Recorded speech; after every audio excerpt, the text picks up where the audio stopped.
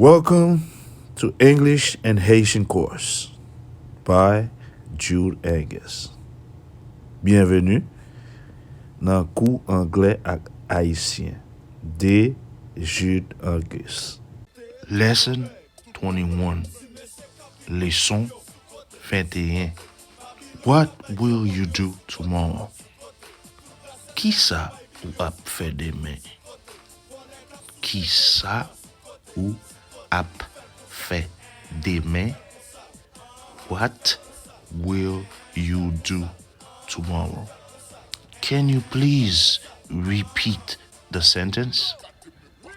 Ou ka répéter phrase la, t'en prie?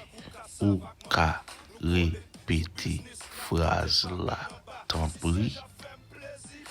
Can you please repeat the sentence?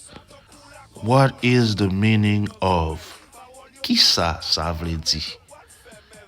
Qui ça vle di? What is the meaning of? I am very tired. Mwen fatigué en pile. Mwen fatigué en pile. I am very tired. Don't worry. Pas inquiété ou. Pas inquiété ou. Don't worry. Please subscribe and like this video. Donc oui, abonnez et puis like vidéo.